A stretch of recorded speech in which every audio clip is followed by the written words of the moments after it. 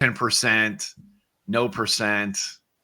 Most of us are challenged with tithing, and we get frustrated by it, and everybody kind of cringes when your pastor talks about it. Not everybody, but you get what I'm saying. But let's talk about tithing and what the Bible really says about tithing. And what should you be doing? Is it 10%, gross, net, what? I don't know. So let's talk about it. Wendy, what exactly is tithing? Well, I'm going to tell you what I've always been taught tithing is, and that probably 95% of the people watching believe tithing is. And then we're going to talk about what it actually is.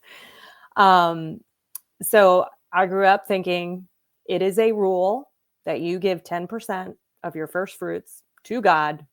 That is obedience. If you want to be blessed, that's what you do. That's what I grew up The law. I have even had people, I did a little biblical principles on money, and I had somebody reply, I hope you're talking about tithing and that it's 10%. I hope you commit to that. And I'm like, whoo, people are really strong on their opinion about tithe. And it wasn't until it was a couple years ago. And there's this pastor, Jim Baker, not the infamous Jim Baker, but out of Ohio that I love. He's amazing. His preaching's amazing. And I heard him speak on tithing, and it opened my eyes to what the Bible really says. And that's part of what we're going to dig in today, because your pastor this week, John is amazing. Not me. He's amazing. John Waters. He's John with an H, right?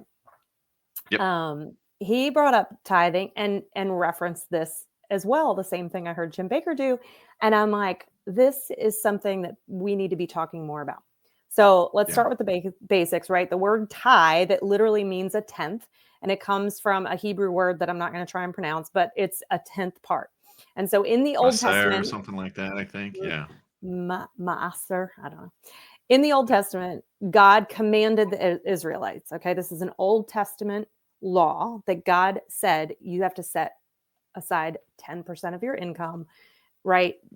We call it income. It's of their first fruits. So grain, livestock, other produce, and it's worship and obedience. But that was just one of the tithes. We now and today want to reference the Old Testament law and say that's what we're required to do. But if you look at the Old Testament law, and I want you guys to hang with us, because you might be ticked off right now going, oh, what they're going to say we don't have to give. No. Hold on. Before you go into that, I know where you're going with this, and I think it's awesome. But that's the same thing that I was kind of, I didn't become a Christian until later, but I was always told, 10% of your first fruits being gross income first, before taxes. And so that's what and it was always the same thing, 10%. And I had some, as I was a new Christian, people explaining it to me. Well, a tithe means 10. That's why you give 10%. And so that was kind of the law. Okay, you got to give 10% or you're a bad Christian. And it gives a lot of what's the word? Some people are kind of judgy in church. I don't know if you've ever experienced that, but it's a way that, oh, okay, well, you don't tithe, so you're a bad Christian, or you don't tithe 10% or whatever. So it kind of creates some issues with people, and I think in some cases keeps people out of church.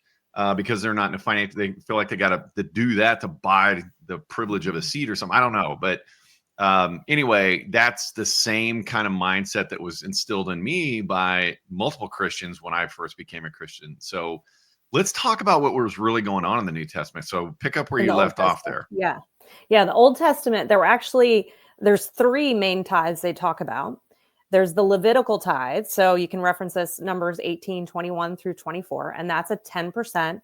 And it's to support the Levites, right, who served in the temple and didn't have inherited land. Then there's the festival tithe.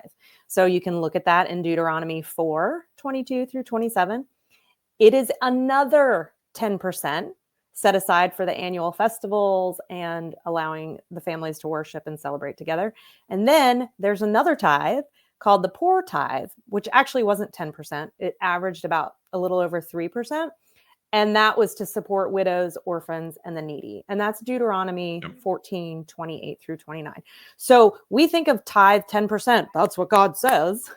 And the tithe sounds like it was just a measurement.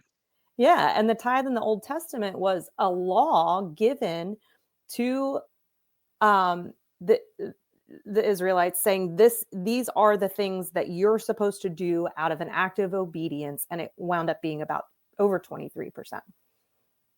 23%, not 10%. So that is where, when we started doing some research on this and really kind of diving in after, John spoke last Sunday, and I'll put a link to that sermon with the markers so you can skip through the music and stuff like that. But it was probably the best sermon I've ever seen on what tithing is and what tithing is. And I would challenge our listeners, if you're a Christian and want to learn more about it, listen to this and go to the verses and look, because that's what, Wendy and I have done when we were talking about this. But the tithe, the 10%, yeah, tithe means 10%, but it was a unit of measurement, and so you had the one tithe, the Levitical tithe, right? You had 10%, the festival tithe, which it's kind of cool to think of, people in days of yore having basically a pitch in for a party, the festivals, right?